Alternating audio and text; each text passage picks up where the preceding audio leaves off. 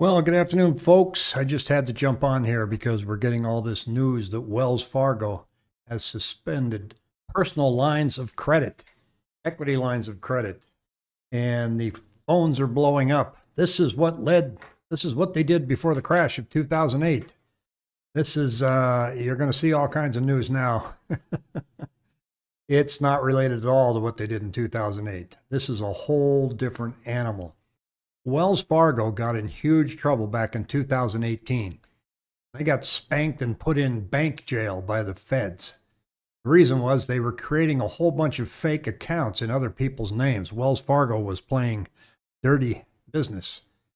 And so they restricted how much capital they could have. And they just weren't making money. And the other two banks were kicking their hiney. And one of the things that the bank said, just said, the bank gave this statement. Now, keep in mind, you just got a letter that said that your line of credit in 60 days is shutting down.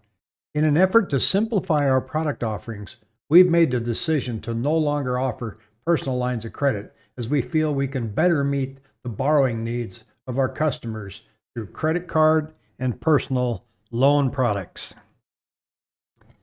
Okay, so why are you simplifying?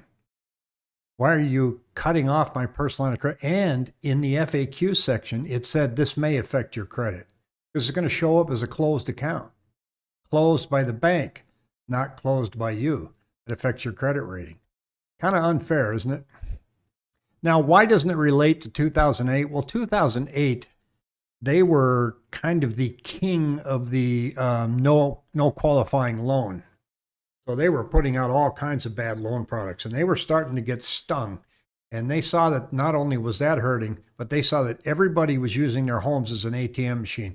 You want a hot tub, you want a new car, you want a boat, you want to put in a pool. Everybody was pulling their equity out, and they were seeing that all this equity was coming out, and people didn't have as much left anymore because home prices were starting to come down. So they put on the brakes.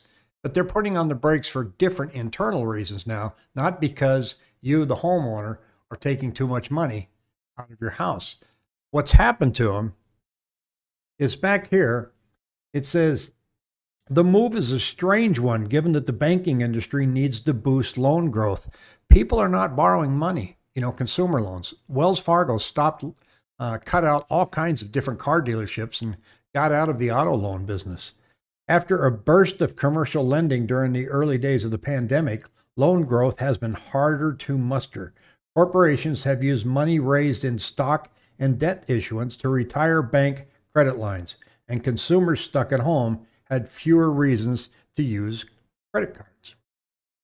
So you weren't going anywhere. You weren't using your credit card. Corporations were raising all kinds of money, and they were paying down their lines of credit. And Wells Fargo's sitting there going, wow, we're not issuing a lot of credit cards, and the lines of credit don't seem to really be making us any money. We might as well just stop offering that product. Let's concentrate on giving people incentives to get credit cards and personal loans, even though they're out of the car loan business. So this is going to be an interesting one to watch. It's going to have more of a headline effect for all the wrong reasons, like what I'm seeing today. They did this back in 2008. Well, yeah, they did, but like I say, for different reasons.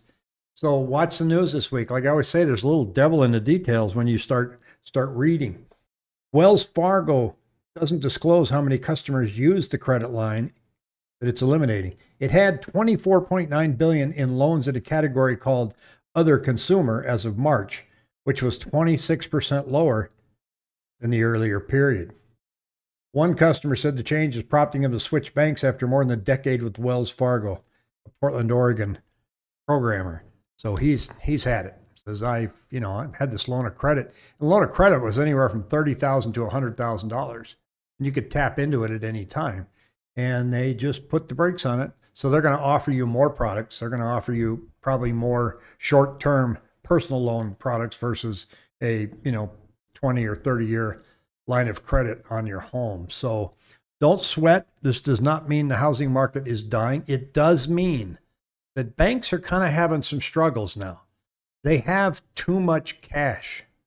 That's why you see the reverse repo going so high. That's why the government is buying trillions, $1 trillion in overnight reverse repo. Very complicated situation, but to boil it down, it just means banks have too much cash, so they're swapping it out for treasuries in the overnight to balance their sheet, to get more assets in their balance sheet. And they're doing it on such a scale, it's really kind of scary. Something's going on in the banking world, and it's not related to real estate. What's going on in the banking world is consumers are not borrowing at the rate they were, and we're not spending as much as we were either, especially using our credit cards. So the banks are trying to get out of this pandemic period. They all put the brakes on when the pandemic first hit because they thought housing was going to tank. They froze all equity lines of credit. Then they loosened them back up. So, I guess it's not as bad as we thought it was going to be. But they are having problems, and we need to watch that. So while we're seeing supply and demand push up the price of houses, we always have to worry that there's an outside albatross that may really screw things up. So right now, I think this is one of the first major changes you're seeing in one of the top 3 banks. We'll just hold our breath and see what else happens. Have a great rest of the day.